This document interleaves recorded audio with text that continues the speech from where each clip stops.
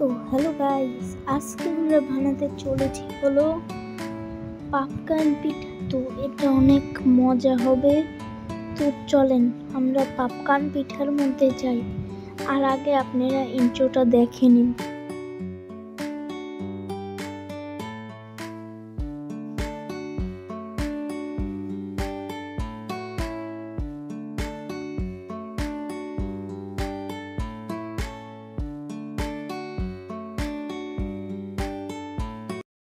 Guys আসসালামু আলাইকুম, hello my knowledge back. তো আজকে আমরা হইলো আমার মায়ের হাতের পিঠা খাবো, মজার পিঠা। তো মায়ের হাতের মজার পিঠা খাবো। তো চলেন আমরা মায়ের হাতের মজার পিঠাটা দেখে চলেন। তো প্রথমেই আমরা একটু পানির মধ্যে তেল দিয়ে নিব, তারপর তাতে স্বাদ মতন লবণ দিব। লবণ দেওয়ার পর 1 চামচ গুঁড়া দুধ দিব, তারপর তাতে সামান্য সুজি দেব। আর একটা জিনিস মাথায় রাখা লাগবে যে সুজি দিব আর নাড়াবো, সুজি দিব আর নাড়াবো। যদি এরকম একটা লুপ আসে তাহলে তাতে একটু আঠা মিক্স করে দেব। মিক্স করার পর সেগুলো নাড়াতে থাকবো। এরকম রুটির মতন হয়ে গেলে 20 মিনিট রেস্টে রাখবো। গাইস দেখতেই তো পেলেন আমার মা অর্ধেক বানালো, এখন অর্ধেক আছে।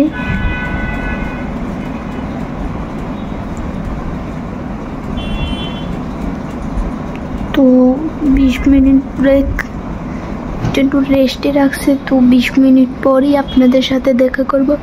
আর প্লিজ একটু সাবস্ক্রাইব করেন। আজকে একটু ভিডিওটা আপলোড করতে দেরি হয়েছে, কিন্তু এইটা আজকেই আপলোড করব। তো আর কোনোদিন ভুল হবে না। মানে এখনো রাত্র, এখন রাত।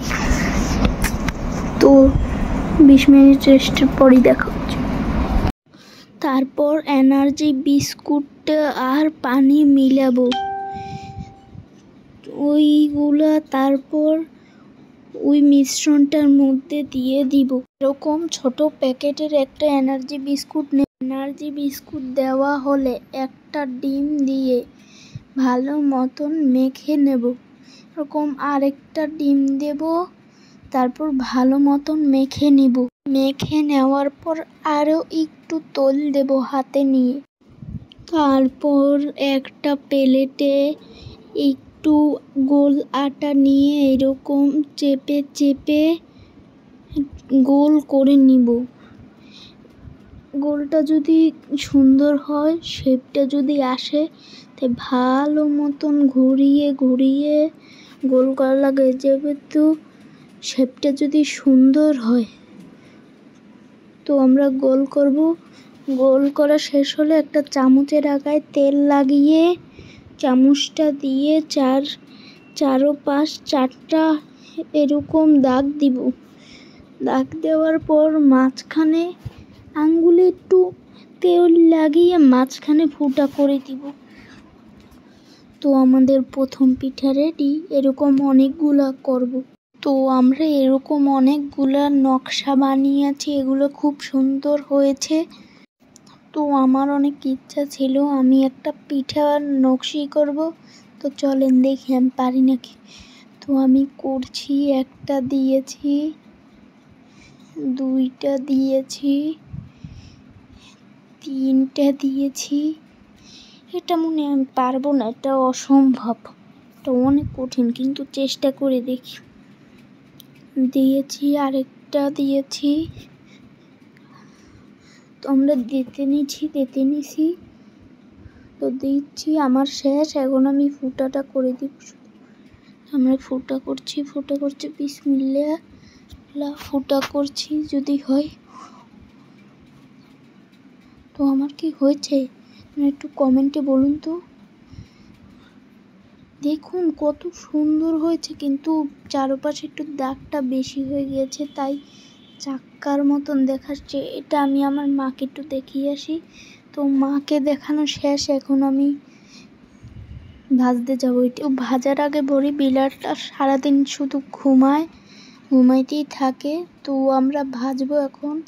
একটু তেলে একটা কড়াইয়ে তেল নিয়ে একটু এটা ভাজা শুরু করে দেব। তো এক একটা করে দিব। তো এখানে অনেকগুলোই দেওয়া হয়ে গেছে। তো আরেকটা দিয়ে দিলাম।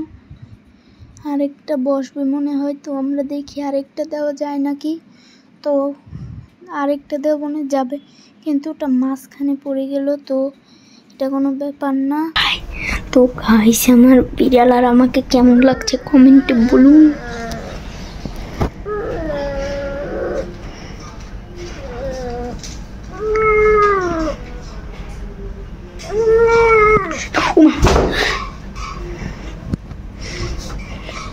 গাইস, ভুল হয়ে গেছে। ক্যামেরাটা ঘুরাইতেছি কিরকম। তো আমরা এখন একটা চিনির মিশ্রণ বানাবো। ওটা কি বলে আমি জানি না। তো একটা কড়াইয়ে এলাচি, তেজপাতা এগুলো সব দিয়ে দারচিনি পানি দিয়ে নিব। তারপর তার মধ্যে একটু গুঁড়া দুধ দিয়ে নিব। তারপর তাতে একটু চিনি দিয়ে নিব। তো তারপর একটু মেখে নিব। তো আমরা এখানে ওই চিনির মিশ্রণটা বসিয়ে দিয়েছি। এখন একটু লবণ দিব সামান্য। এগুলো সব চুলায় বসানো আছে। এখানে কতগুলো পিঠা ভাজা আছে। তো এখানে আমরা চিনির মিশ্রণটা চুলায় করছি। তো অনেকক্ষণ পর আমাদের পিঠাটা হয়ে গেছে। এখন আমি স্বাদটা নিব। তো চলেন দেখি আমার কেমন স্বাদ লেগেছে।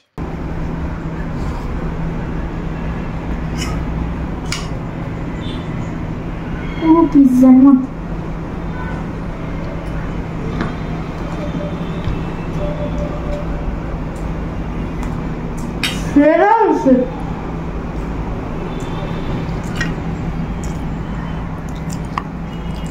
এটা পুরো পিৎজার মতন কাটতে কাটতে খাবো।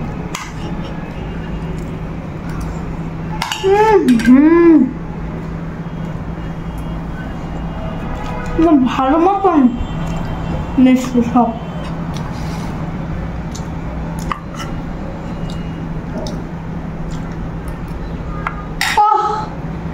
আমি ভাবলাম যে শেষে একটু ভিডিওটা দিয়ে দিই। হ্যালো গাইস, আজকের মতন এই পর্যন্তই। আপনাদের যদি ভালো লাগে ভিডিওটি লাইক এবং চ্যানেলটি সাবস্ক্রাইব করবেন। তো আপনারা তো দেখতেই পেলেন আমার মা কীভাবে পিঠাটা বানালো। আপনারা সবাই একটু সাবস্ক্রাইব করে দেন ভাই প্লিজ। তো বাই বাই।